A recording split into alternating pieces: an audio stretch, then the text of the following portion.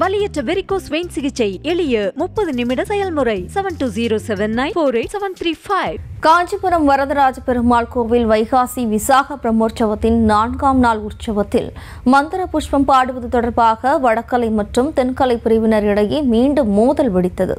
கூடுதல் விவரங்களோடு எமது செய்தியாளர் துரை வெங்கடேஸ்வரன் இணைக்கிறார். வணக்கம் துரை வெங்கடேஸ்வரன், மீண்டும் விவரம்.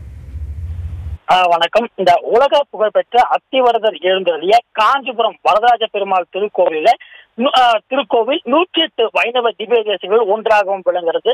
இந்த நிலையிலே திருக்கோவிலே எந்த உற்சவங்கள் நடைபெற்றாலுமே இந்த திவ்ய பிரபந்தம் பாடுவதிலே இந்த வடகலை தென்கலை பிரிவினருக்கு இடையே மோதல் போக்கானது இருந்து வந்தது.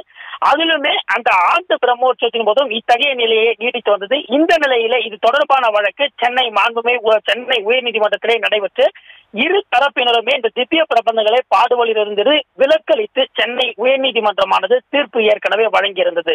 இந்த நிலையிலே கோவில் நிர்வாகமானது இந்த கோஷ்டி பாடக்கூடாது என அறிவித்து அதற்கான அறிவிப்பும் திருக்கோவில் வாயிலே ஒட்டப்பட்டிருக்கிறது. இந்த நிலையிலே இவ்வாண்டு பிரம்மோற்சவமானது தொடங்கிய நாள் முதலே இந்த இரு தரப்பினருக்கும் இடையே பிரச்சனையானது தொடர்ந்து எழுந்து வருகிறது. அந்த வகையிலே பிரம்மோற்சவத்தினுடைய 4ஆம் நாளான இன்று வரதராஜ பெருமாள் சேஷ வாகனத்தின் பல்வேறு வீதிகள் வழியாக வலம் வந்து கங்கை கொண்டான் மண்டபம் பகுதியிலே எழுந்தருளி மண்டபடியானது வழக்கம் போல் நடைபெற்றது. இந்த நிலையிலே தாத்தா தேசிகர் முறைக்காரர்கள் என்று சொல்லப்படக்கூடிய அந்த 5 நபர்கள் மந்திர புஷ்பங்களை சொல்லி வழிபாடு வழக்கம் போல மேற்கொண்டனர். இந்த நிலையை இதற்கு இந்த தென்கலை பிரிவினரும் எதிர்ப்பு தெரிவித்து அவர்களிடத்தே அந்த வாக்குவாதத்தினை ஈடுபட்டனர். இந்த நிலை இரு தரப்பினருக்குமே ஏற்பட்ட அந்த மோதல் காரணமாக போலீசார் அங்கு இருவரிடமே சமரசம் குறித்து பேசிய நிலையிலே இந்த தென்கலை பிரிவினர் அவர்கள் பாடக்கூடாது எதிர்ப்பு தெரிவித்து கடும் வாக்குவாதத்திலே ஈடுபட்டிருந்தனர்.